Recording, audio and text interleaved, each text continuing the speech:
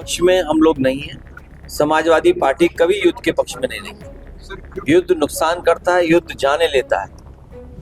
युद्ध के परिणाम हमेशा दुखदायी होते हैं, दुख पहुंचाते हैं। युद्ध के पक्ष में हम लोग नहीं हैं। बिहार की सियासत से उठा तूफान एक बार फिर देश की राजनीतिक में पारे को बढ़ा दिया है।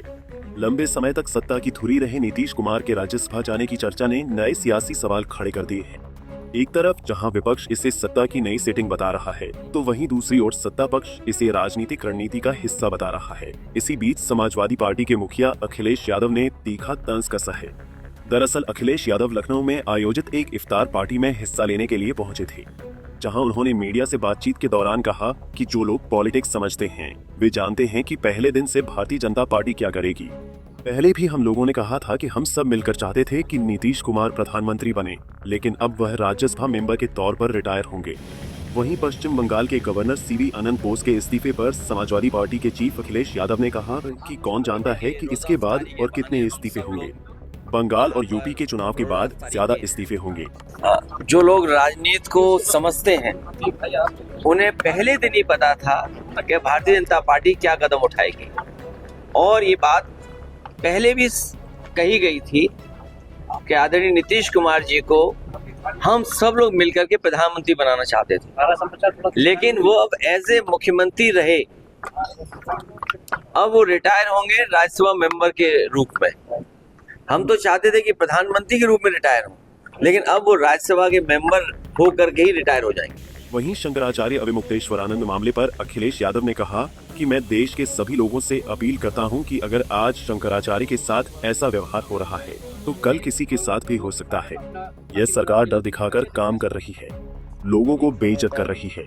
शंकराचार्य को कितनी पीड़ा हुई होगी जब उन पर झूठे मुकदमे लगे होंगे। उन्होंने कहा कि कभी किसी की सरकार में शंकराचार्य को अपमान नहीं सहना पड़ा होगा। मैं तो देश के सभी साधु संतों से और जितने भी हमारे पूजनीय गुरुजन हैं जो समय समय पर भारत की संस्कृति को आगे बढ़ाते हैं, वो सभी पूजनीय शंकराचार्य जी का समर्थन करें, क्योंकि आज अगर पूजनीय शंकराचार्य जी के साथ ये व्यवहार हुआ है तो कल किसी के साथ भी हो सकता है। ये सरकार डरा के काम कर रही है, ये डरा करके लोगों को अपमानित कर रही है। उनको कितनी पीड़ा हुई होगी जब उन पर झूठे मुकदमे लगे। शायद भारत में पूरा इतिहास उठा करके देख लें आप, कभी किसी शंकराचार्य को इतना अपमानित नहीं होना पड़ा होगा सरकार के माध्यम से। एक सवाल के जवाब में सपा प्रमुख ने कहा कि हम युद्ध के पक्ष में नहीं हैं। समाजवादी पार्टी ने कभी युद्ध का समर्थन नहीं किया है। युद्ध से नुकसान और तबाही होती है और इसके नतीजे हमेशा दुखद होते हैं। हम युद्ध के पक्ष में नहीं हैं। पक्ष में हम लोग नहीं हैं। समाजवादी पार्टी कभी युद्ध के पक्ष में नहीं रही। युद्ध नुकसान करता है, युद्ध जाने लेता है। युद्ध के परिणाम हमेशा दुखदायी होते हैं, दुख पहुंचाते हैं। युद्ध के पक्ष में हम लोग नहीं। फिलहाल बिहार की सियासत से उठी इस हलचल ने देश की राजनीति में नई बहस छेड़ दी है। नीतीश कुमार के राज्यसभा जाने की चर्चा ने जहां सत्ता और विपक्ष के बीच सियासी बयानबाजी को तेज कर दिया है, वहीं आने वाले दिनों में यह मुद्दा और गरमाने के संकेत भी मिल रहे हैं।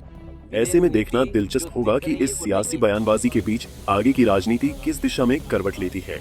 Bureau report, Punjab Kesari TV.